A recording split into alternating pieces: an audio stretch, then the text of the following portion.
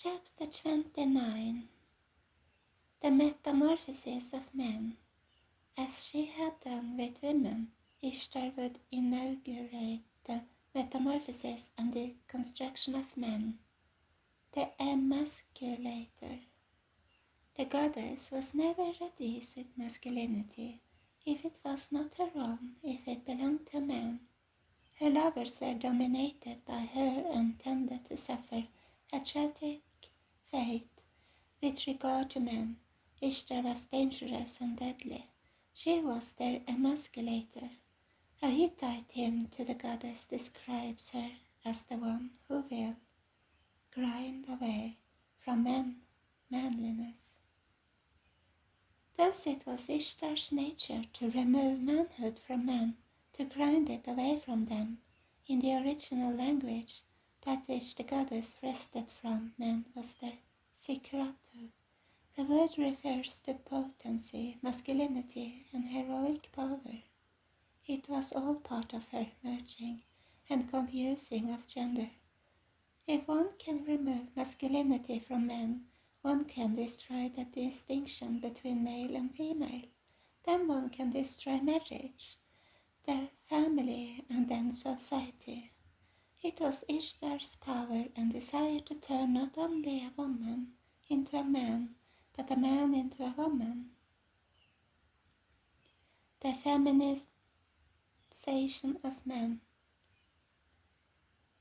So if the goddess spirit was to begin permeating Western civilization, we would expect that civilization to begin warring against the masculinity of men.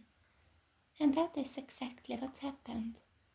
Male attributes, as exhibited by men, were increasingly attacked and deemed to be toxic masculinity.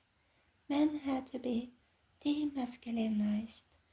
An ancient prayer speaks of her power to emasculate men, to remove their ability to fight and protect.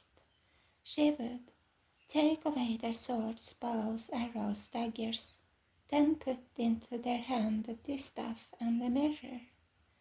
With women increasingly taking on the roles of men, with marriage continuing to weaken, with more marriages ending in divorce and others never starting, men were increasingly separated from the traditional roles and functions of provider and protector. So as the roles and nature of women were being altered, so too were those of men. She took away their swords and gave them the distaff and the mirror. So the spirit of the goddess would first seek to emasculate men and then feminize them, and so as women were now instructed to show strength, men were now instructed to show weakness. It was the goddess's ancient magic. Old authorities and new gods. For a transformation to be complete, the war against male leadership and authority could not be confined to any particular segment of society. It would have to pervade the entire culture. And so, a spirit took hold of American and Western culture, a spirit that relentlessly attacked any association of men with leadership, whether in public life, popular culture, or a home. Men were increasingly portrayed as being unable or unfit to lead, as either toxic oppressors or bumbling overgrown children. America went from the ethos of father knows best to the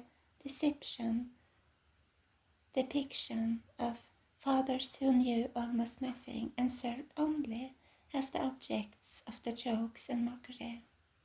The goddess was doing just as she had done in ancient times, challenging male leadership and demasculizing men. As the Ishtar's corrosive effect on men, one scholar noted that it was her power and nature to destroy masculinity, effectively a destruction of the cultural order. If she could destroy masculinity, if she could delegitimize the authority of the father and of men in general, She could transform society. If the old leadership was nullified, then a culture could be led onto a different path, and if the old authority could be mocked and neutralized, then new authorities could take over, in this case new gods. The reprogramming of boys. And just as in the metamorphosis of women, the metamorphosis of men had to begin in childhood, while girls were told to be strong, boys were not. If boys displayed typical male characteristics, they would likely be reproved.